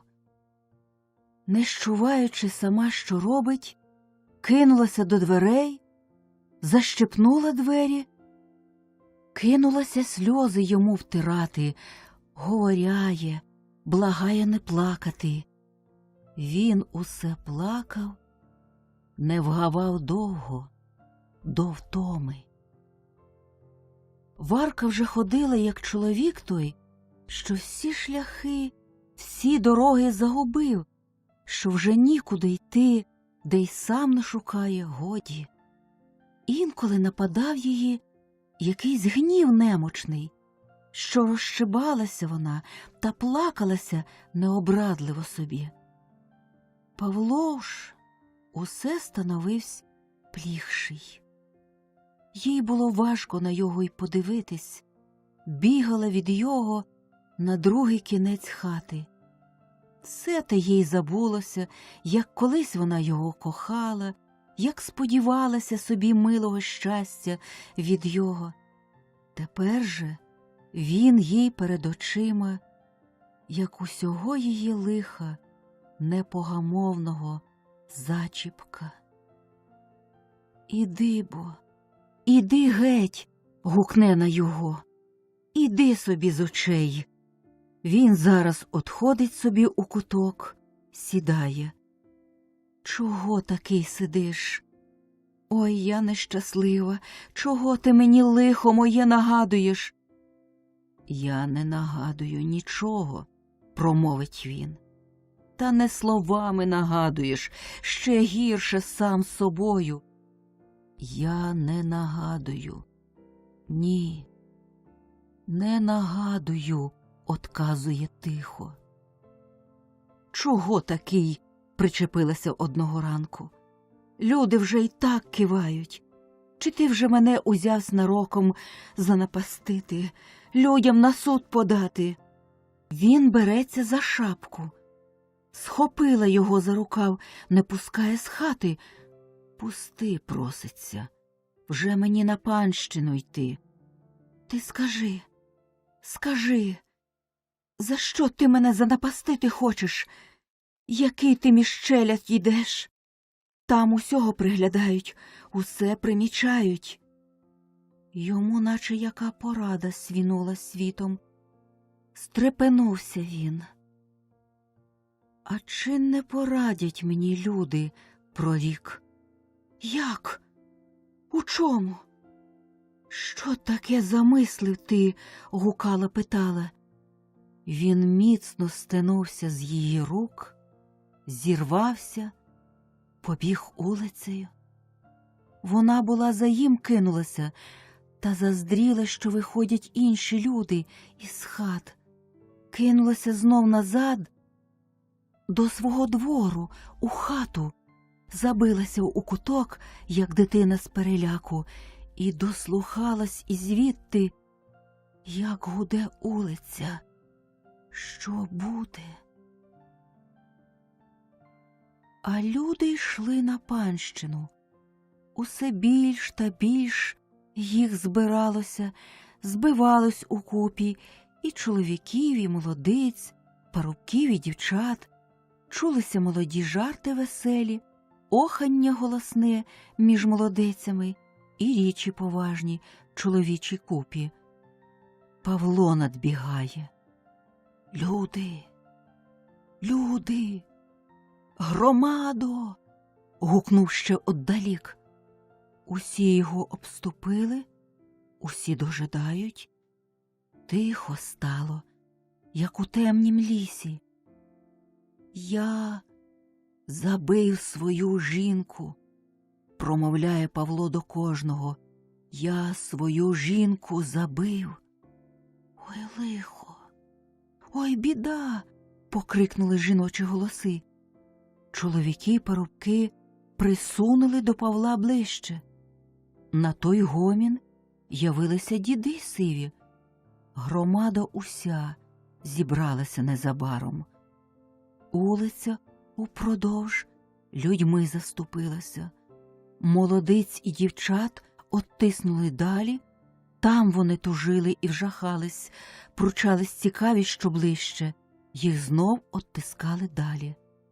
Громада стала на улиці, на середині. Павло перед нею. Як то було? І по якому? Став Павла питати дід сивий, дивлячись йому в вічі своїм оком соколовим. Непевним голосом став Павло на питання розказувати. Громада слухала.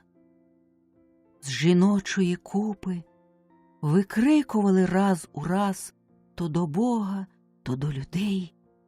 Спершу думали, що згублена Варка, її оплакали.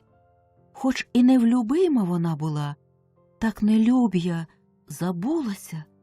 Лиха доля тільки на той час вважилася. А як учули правди, Господи, який рух, крик та плач ізнявся.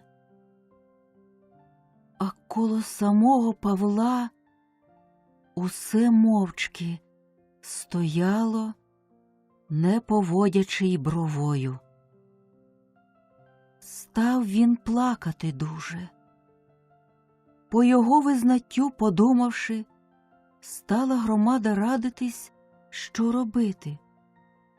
Павлу зв'язали руки, послали повідача до двору панського, послали людей до Павлової хати Варку забрать.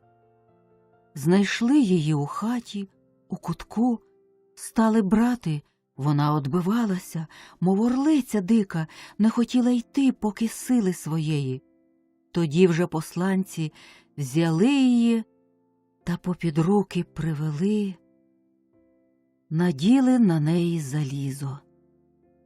Посадили її в одну хату, Павла у другу. Він усе плакав. Де вже тії у його й сльози бралися? Хто до його заглядав у двері, хто промовляв до його, він до того руки простягав, наче поради прохав. Що питали, на все одмовляв з покорою. Вона ж, очей не піднімаючи, сиділа, слово не одказуючи на питання, сиділа, як кам'яна. А то разом стрепне залізом, залізо забрящить на їй, рвонеться, як навіжена, та й знов обмертвіє, наче замре на смертну годину. Тим часом повідачі управителю розповідали. Не йняв віри управитель, сам на село пішов, бачив Павла і чув од його сам усе. Казав убійника стерегти, а сам тоді до пана оповідав панові. Клопіт щинився такий, що, Господи, усяко розважували, міркувалися, дивували. Ніхто у той день на панщину і не брався, а тягнулись до двору панського. Що буде? Дворак верхи кудись скочив і повернувся незабаром, а за їм у тропі лікар прибіг. Жив тут недалеко, у пана одного він порічно. Управитель його стрів на рундуці, підвів до покоїв. Через малу годину вийшов знов лікар той з управителем, та й на село пішли. Люди за їми купами вироювалися. Дарма тоді гукав управитель, щоб на панщину йшли. Ніхто не слухав. Усі таки за їми ринули. От привів управитель лікаря до Павла. І став лікар Павла опитувати, літ йому скільки, чи добре йому спиться, чи не находять на його страхи. Мені, каже, мені літ 28, сну не маю. А страхи, находять страхи на тебе? На що таке мене питаєте? Промовив йому Павло, плачучи. А люди не потопляться, аж у дверях слухають, дивляться. А що, Мирон Іванович? Говорить тоді голосно управитель. Неповно ума, не при тямі, одказує йому той. Чуєте ви усі? Гукає управитель на людей. Ропчучий гомін загучав, скрики почулися. Тихо, гукне знову управитель. Слово до громади. Стало тихо. Цей Павло ума рішився. От сам на себе і зводить лихо. Чуєте? Чуємо кривду. Неправда, неправда. Шкода морочити, одгукнули йому. Що? Говорю, не при тямі він. Бо хто такий дурний буде, що сам на себе визнав таке? Ти розумний чоловік, вирвався з купи чийсь молодий голос, як у дзвін. Управитель став дибки, тільки не зміг пізнати того, хто до його озвався, похвалив. Отже, треба його глядіти поки що, а я панові йду обвістити причину. Ходімте, Мирон Іванович. Мирон Іванович до дверей та й назад. Люди стіною перед ним стояли. Управитель, поглядаючи скоса, усе бачив та й каже: «Ану ж бо, отступіться, чи ви добрі, чи цікаві люди?» «Не отступимось. Нехай пан лікар по правді говорить, нехай правда буде», – загуло звідусіль. «А що се ви, пану лікарю, віри не ймете? А що се ви, суперечити схотіли? А як суд наїде, то кому лихо буде, чи пану лікарю, чи вам? Вам би радіти, що так виходить ручно, а ви крякаєте, як ворони. А справника хочете? Усі будете повинувачені до одного». «Не вбоїмось того. Нехай таки правда буде», – покрикували люди. А пан лікар стриб вікном та, як той заєць, улицею. Тільки підскакує. Добре бігав. Парубки були за ним кинулися, так він, схопивши у руки, по каменюці став на відборону. Парубки собі стали, а він знову, як припустив бігти, і утік. Обступили тоді ближче управителя. «Чого се ви до мене налазите?» – говорить він. «Я не буду втікати, не бійтесь. Чого світите на мене очима? Може, ви мене забити хочете? Бридка мені смерть. Ну, та все колись вмирати треба. Я ж до того хворію усе на боки. Кажуть, що недовго ряс топтатиму і так. Коли допадає вам, загубіть мою душу. Я погину один, а ви за мене усі. А діточкам моїм пан щось приділить за мою смерть». «Іди, іди, до смерті ще не готуйся», – загомоніли, розступаючись люди. «Слухайте ж моєї поради. Покиньте того Павла навіженого, нехай йому всячина. Нехай він буде в нас скажений, все безпечніше, а то всіх засудять, погинемо, як гуси». А Павло, не слухаючи, тільки сльозами вмивався.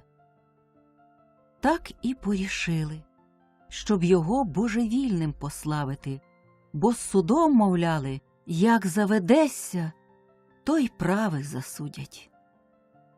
Управитель велів Павла до хати одвести і наймав, хто схоче, з села, за сторожу прийому стати, і плату давав добру.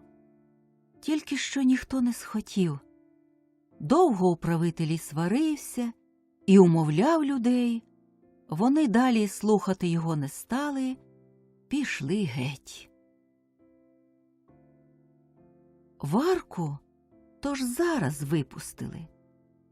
Як побачила вона, що вже на волю її пускають, бігти кинулася, куди очі спали, на силу її зловили. Став їй управитель розказувати. Вона наче не розбирала, не розуміла, усе рвалася бігти від його.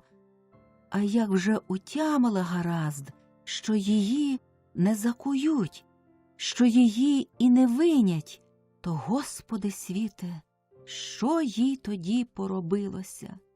Руками обхопила тин коло хати, цілує та плаче та кричить, Бога хвалить, людям дякує, усім до ніг упадає. Казали її завести десь у інше, в далеке село. «Добре, добре», – промовляла, «везіть, їдьмо, добре». Хапалася їхати так, їй кажуть забрати своє збіжжя, а вона «добре, добре», як же і нічого не забрала, та тільки все порозкидала. Не вважала, що всі люди коло неї понурі, осудливі. Не спом'янула про Павла і разу, та й не казала іншого слова, як «добре, добре, коли ж повезете». Як вже віз під хатою став, скрикнула радісно, кинулася швидко у віз той. Поїхала. Люди вийшли дивитися, як її селом везли. Звісно вже, які цікаві вони і на добре, і на лихе, і на миле, і на страшне. Діти манесенькі кричали їй услід «Бувай здорова!», поки не пригорнули їх матері, спиняючи. Вона ж їхала, у велику хустку завернувшися, кивала головою бистренько, неважливо, як ті, що дуже кудись поспішаються. Дивилася вперед себе. А Павло сам зостався. Він вже з Варкою не бачився і не прощався. Як почув, що вже поїхали, тільки голову підвів та й знов схилив, слова не промовив. Як схотіли, кажу, так і спорядили. Він сидів у своїй хаті за божевільного. Десь вишукали, найняли парубка, за їм ходити нібито, що жалко бідного чоловіка. Здається, опасувалися, щоб не заподіяв собі смерті, бо дуже вже він тужив. Так тужив, а тихий до всіх, покірний. Парубок недовго прожив при йому, покинув. Се казав, се нещасливий зовсім чоловік. Він мене навіки вже засмутив. Піду, розважуся. І пішов бідувати, добру плату занедбавши. По часі, побачивши, що Павло смирний, дали йому волю ходити куди схоче по селі. Далі управитель його покликав робити в своєму городі. На панщину його не брали. То він став робити знов. Робить зранку до ночі, без odpoczynku, без перестанку робить, сумуючи тяжко. Сам ні до кого не обзивався, немов не смів, а як коли до його хто обізветься, то такий він вдячний, такий радий. Сам на самоті ніколи не хотів зоставатися, а все туди рветься, де люди, хоч здалека стане, дивиться, як ходять, прислухає, як гомонять.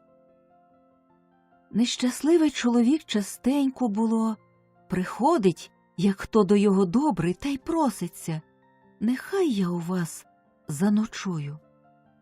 Пускають його заночувати добрі люди. Тішиться. Було, дітей до себе прикликає, пташок приманює. Тішиться, як до його біжать, як линуть.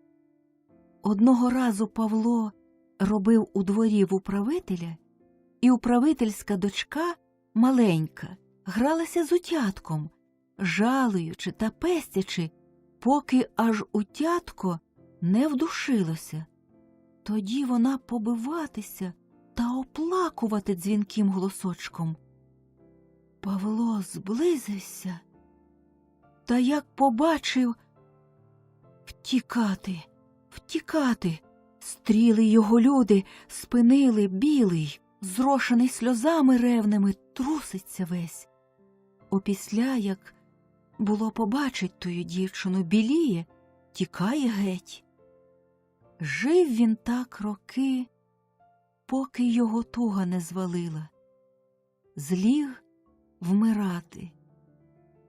Як тужив він, як він плакав, усе просив: живі люди, ходіть на мої гробки, будьте милостиві, ходіть на мою могилку, гомоніть, як я там лежатиму.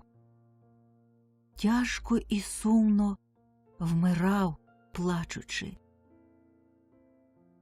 Перечулося в нас об варці, що жива й хороша, що забула лихо, забула страхи усі свої, що красується на вечорницях, що збирається заміж